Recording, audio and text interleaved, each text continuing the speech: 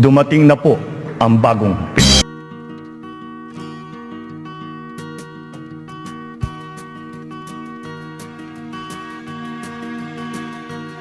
Halos lahat ay nagtatanong doon sa aming bayan, sa gitnang kanluran na aking pinagmulan.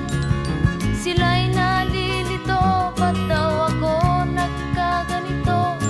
Kung ano ang dahilan, ako lang